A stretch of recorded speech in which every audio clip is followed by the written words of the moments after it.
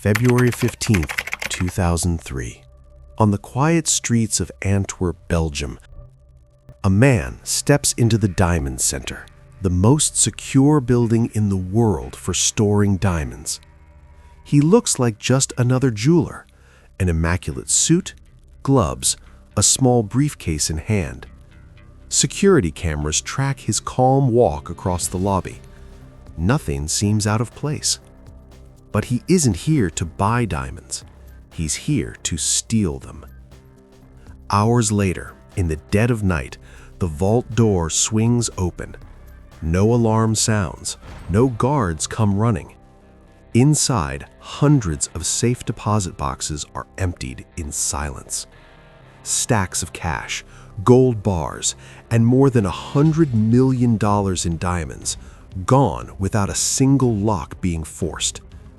The man walks out casually, disappearing into Antwerp's dark streets. When the heist is finally discovered, the vault is empty. The streets remain silent. Only the wind through the alleys seems to keep the secret of who was there. This wasn't just any robbery. It was the most sophisticated diamond heist in history, a crime forever known as the heist of the century. A crew of professional thieves had spent years preparing for this moment, and like something straight out of a movie, they almost got away without leaving a trace.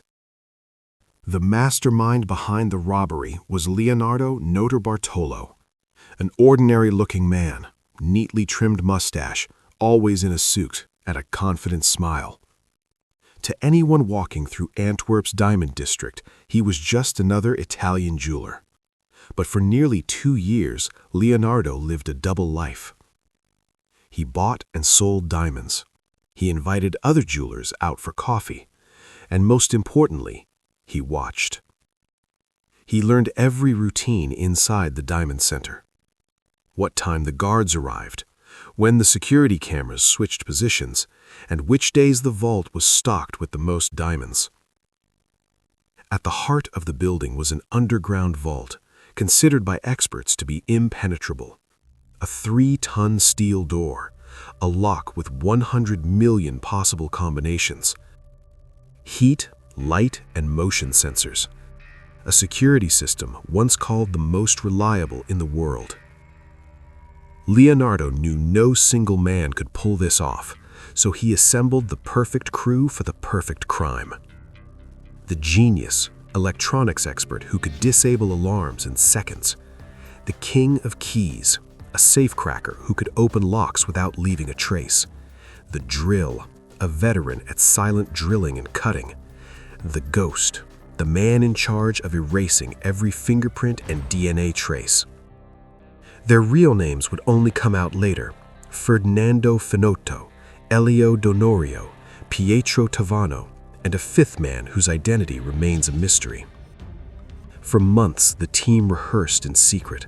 They built an exact replica of the vault in an abandoned warehouse, every movement practiced until flawless.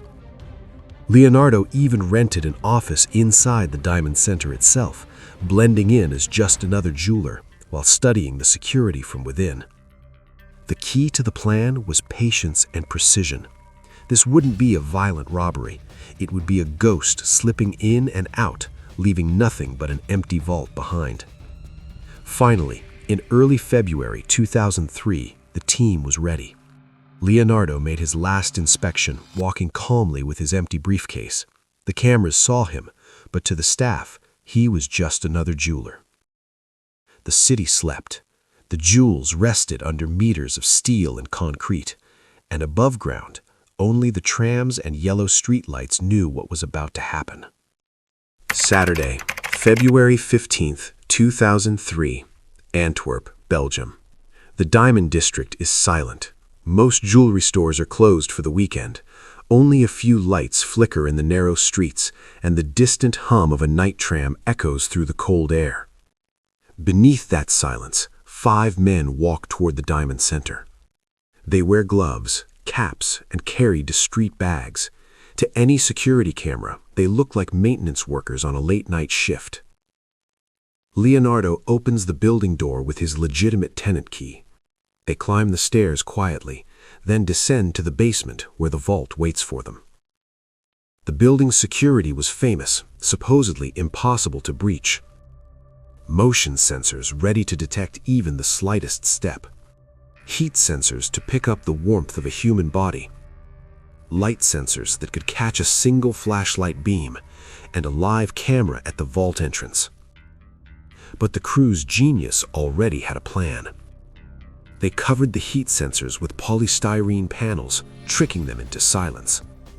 They taped over the light sensors with strips of black tape, and they looped the entrance camera, leaving it broadcasting an empty hallway. In just minutes, a multi-million-dollar security system was blind and deaf. Then the King of Keys stepped forward. With a special tool, he unlocked the vault door without triggering a single alarm. The massive steel door swung open on its hinges.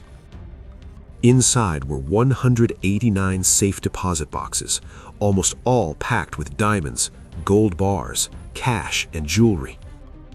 The drill went to work, quietly opening one box after another, while the others filled black bags with millions in treasure. In under 5 hours, they had emptied more than 120 boxes.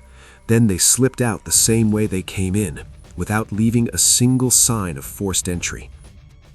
The ghost followed last, wiping everything down with chlorine to erase fingerprints and DNA. By 5:30 a.m., Leonardo and his team had vanished into Antwerp's dark streets.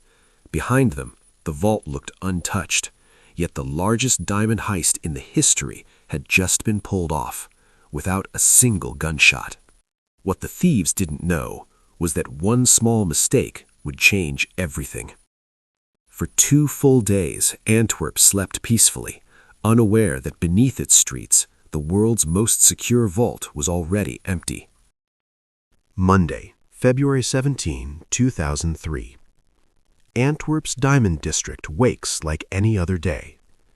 But when the Diamond Centre employees walk down to the basement, what they find is beyond belief.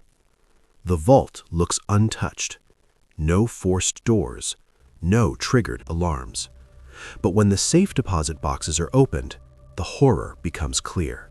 120 boxes, empty. Diamonds, gold bars, and jewelry worth $100 million gone. Belgian police arrive immediately. The case becomes a national priority. Soon, Interpol agents, security experts, and journalists from around the world are on the scene. The first observations are baffling. No signs of violence. The vault's sensors registered no intrusions. The cameras show an empty basement for the entire Saturday night. The robbery seemed ghostly, almost impossible. But every perfect plan has a weak point, and in this case, it was Leonardo Notarbartolo. 3 days after the heist, a farmer notices something unusual at an abandoned barn outside Antwerp. Among the trash, he spots something shiny, diamonds and jewelry packaging. Police arrive and uncover a goldmine of evidence: bags of food, gloves, rolls of duct tape, the remains of a half-eaten sandwich, a forensic jackpot. DNA and fingerprint analysis point straight to Leonardo.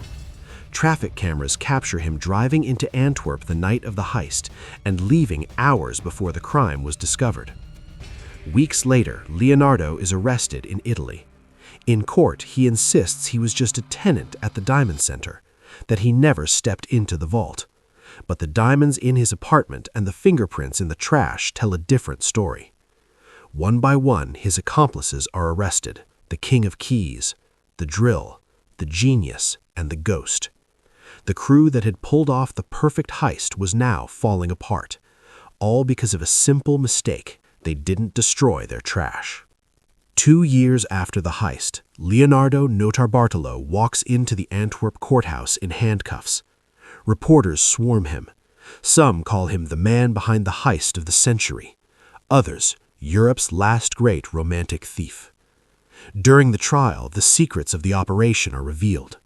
The vault had 10 layers of security. Infrared cameras, heat sensors, and seismic detectors were all disabled. The crew wiped every surface with hairspray to avoid leaving fingerprints. Despite the meticulous planning, the court had no doubts. Leonardo and his crew were guilty. The sentences came one by one. Leonardo, 10 years in prison. His accomplices between 5 and 7 years each. But even with a courtroom victory, one mystery remained unsolved. Most of the diamonds were never recovered. Out of the $100 million stolen, barely $2 million was found. The rest vanished into the black market. Today, the Diamond Centre heist remains a legend in the criminal underworld. No gunshots, no alarms, just patience, precision, and one fatal mistake: the trash they left behind. For many, this case is a brutal reminder. Even the perfect heist can collapse over the smallest detail. The vault still stands today, silent as if it had never been touched. But its emptiness weighs heavier than the steel that protects it. The Antwerp heist leaves us with one clear lesson. In the world of crime, there is no perfect plan. One single mistake can erase years of preparation. And as the missing diamonds remain unaccounted for, one question lingers: who has them now?